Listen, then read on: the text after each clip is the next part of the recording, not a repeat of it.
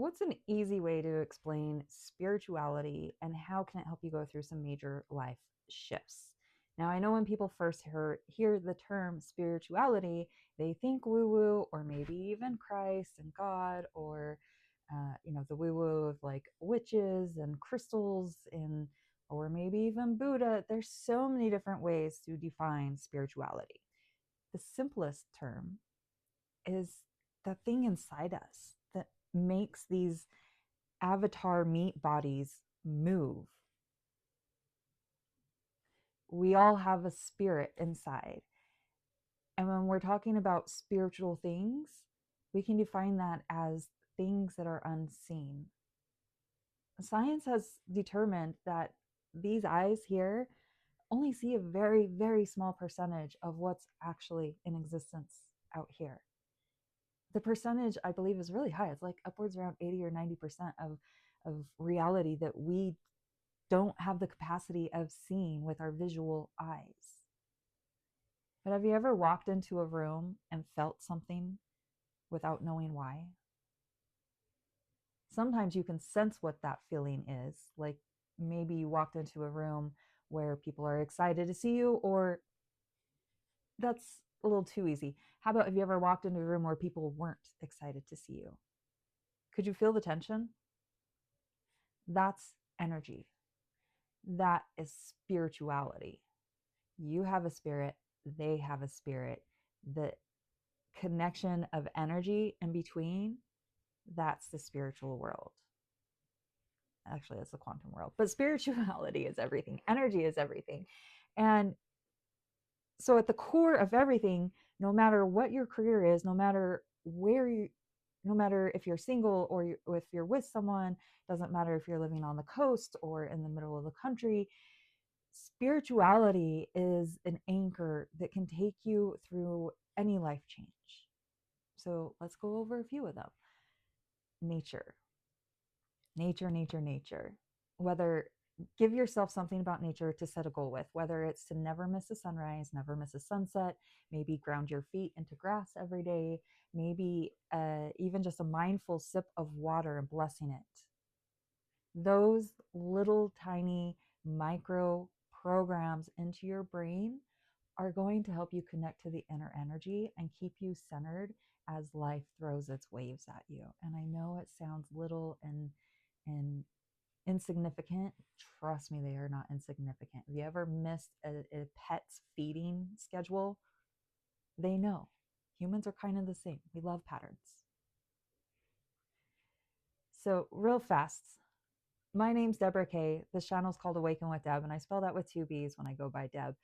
This channel is about awakening to your soul's purpose. And what I do is I call it soul calibration.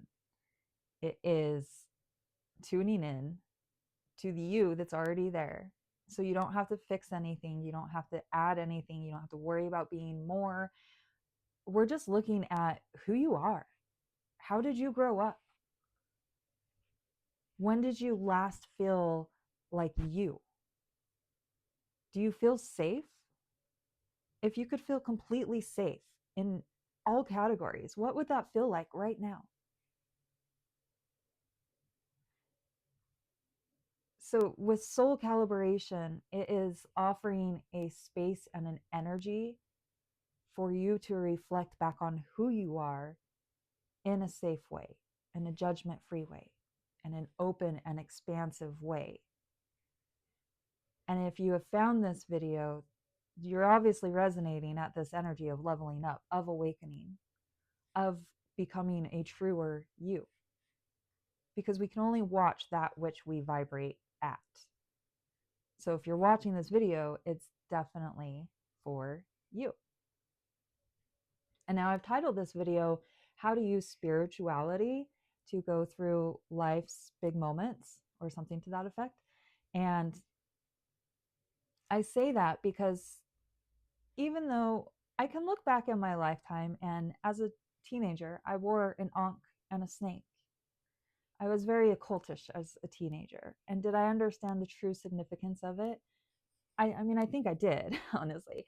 And even as a young child, getting baptized into the Mormon church, and they ask you, do you believe in God? And I mean, I remember flat out telling them, I believe in good energy and bad energy. I was a child and I could see the inner workings of reality already. I can see people's patterns. I can see people's energies. And I have this ability to turn on a reflective mirror so that you can see your energy.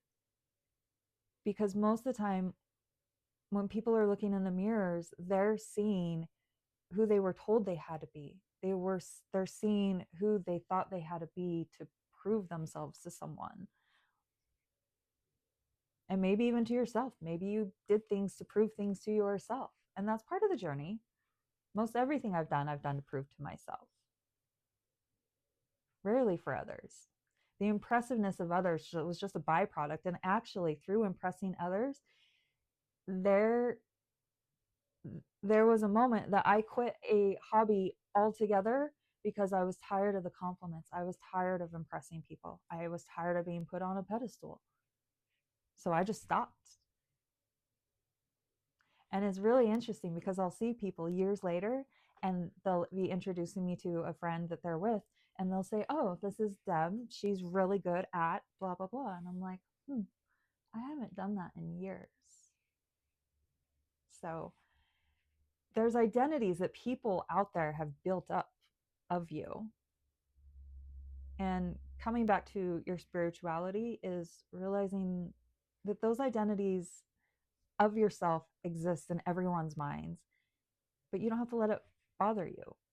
You don't have to let it control you. You don't have to let it direct or guide you, because you have a soul and you have a God to guide you.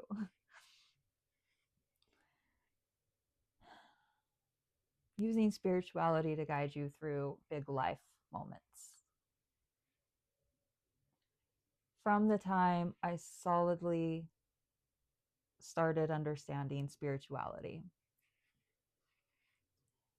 as prescribed from a doctor, as I was picking up antidepressant pills, he prescribed the book Power of Now by Eckhart Tolle. And I got the book. And I didn't quite finish reading it. There were some parts towards the end that I was like, whatever. But I was reading that book, shifted my energy and shifted my perspective, that I quantum shifted instantly before I was done reading the book. And I moved and I had my dream relationship. People say love at first sight doesn't exist. You can't go from 0 to basically married, but you can. And we did. Life was so magical and beautiful, and the release and surrender and peace that I felt inside for just the knowledge that I received from reading a book. And that was in 2011. Come 2013, I started diving into meditation and crystals. And that was a journey. And things just kept going. From the time that I started really meditation in 2013 to now, I have moved 7 times. And each one of those, you can imagine, like, moving is a big life event. 7 times. Just since 2013. You start at 2008, you add in a few more. Actually, a lot more? No, there's more. There's a lot more. The point is, those moments could have felt very stressful, and they didn't. And they didn't feel stressful because I had a practice of spirituality. I had a daily practice of meditation, that no matter what was going on out here, I was tuning in to inside and what this vibration is. And I was giving time to connect to source and to God. I didn't start calling it God up until a year ago when I hit rock bottom and was like, yep, God's what I got. So here we are. We are now firm supporters of God and faith, and knowing that everything that happened in life wouldn't have happened without the protection and the path of God. So here we are with that. But daily spiritual practices can make or break you. There was a time when I was working 4 jobs, 16, 18 hours a day while being a single parent to a 10-year-old. And I mean, we're both breaking. It was hard. It was hard.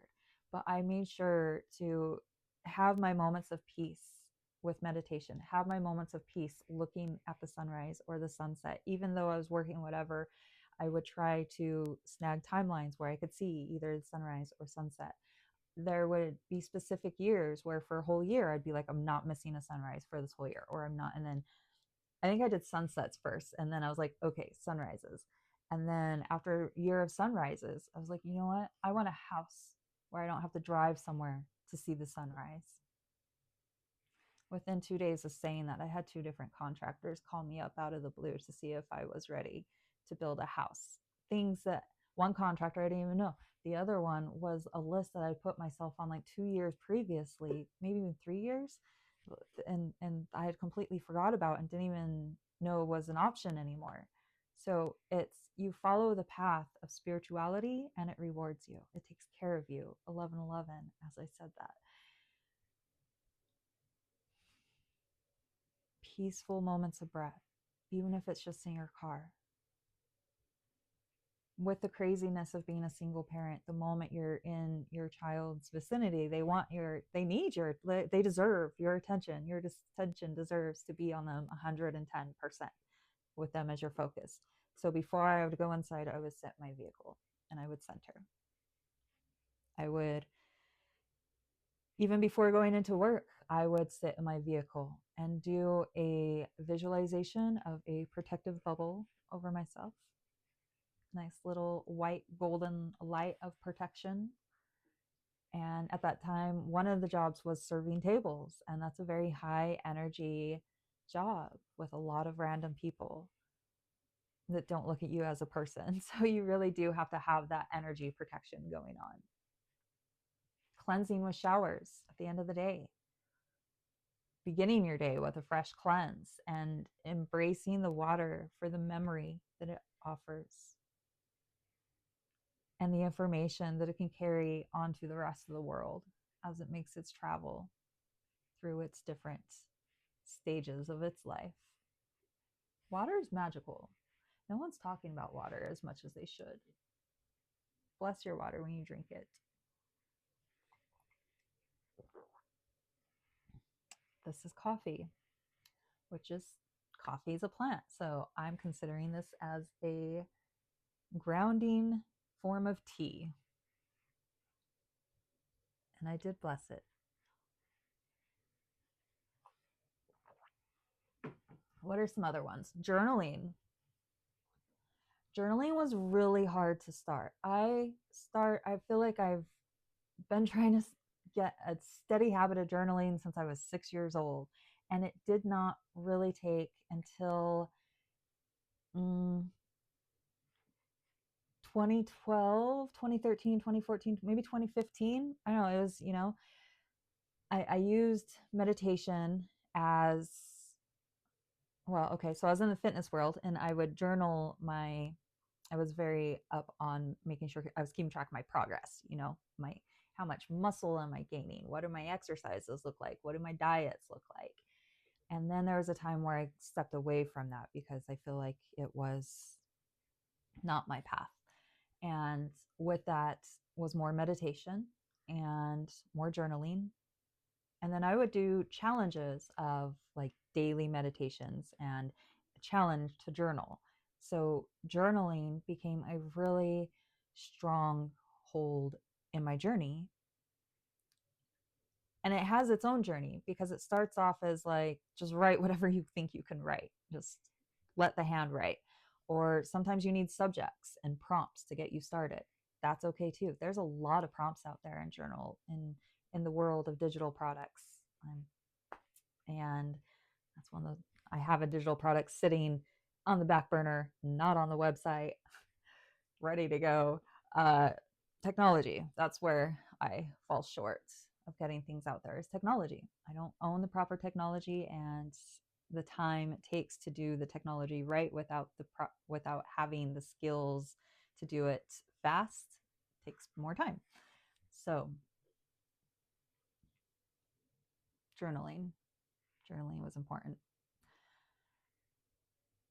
Oh, yes, I was saying that because journaling made it very clear of the wording that I would use about myself and my situations. It was a great reflection to see the negative bias that would get filtered into things. And then, so A, it was a good release when I did have negativity and I could put it out onto paper so it wouldn't come out to people in my real life and I could like vent to the journal.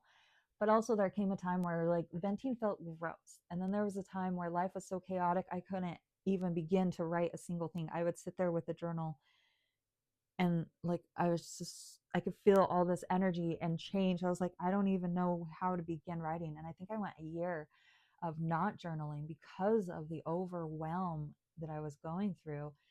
And then there was a time of journaling where I was like, I'm not going to journal what I'm going through now. I'm only going to journal as if today was a day in the future of my perfect life.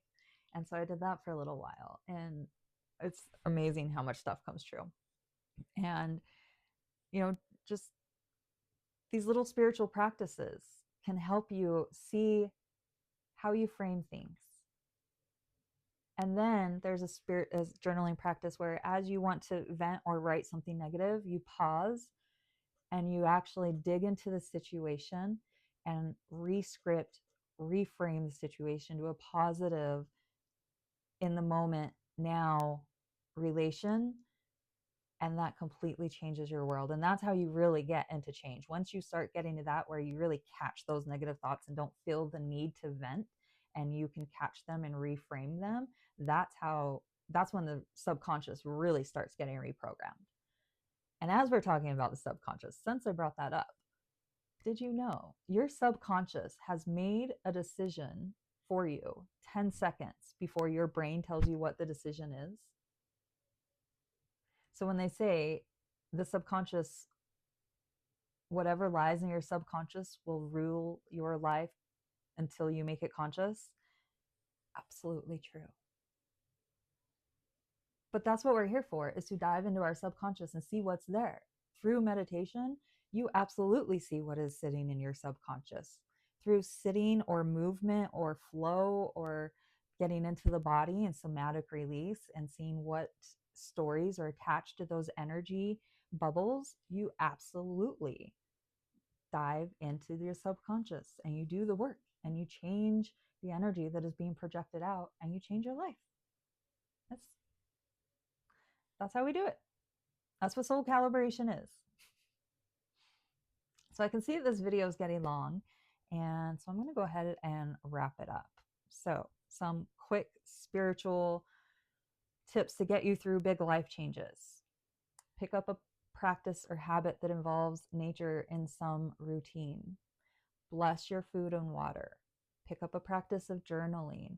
Pick up a practice of reading, studying, things that you can do in a very small amount of time frame of 5 minutes, 20 minutes. Sit in your car before work, after work, before you go into home, before you go to events. Give yourself a little moment of peace and prayer and grace and protection. And then journal. Journal so you can give yourself an opportunity to see your reflection so you know what you're working with. Because sometimes we don't even give ourselves a moment to start there. So that's it for today. What is my name? This is Awaken with Deb. My name is Deborah Kaye. Have a blessed day.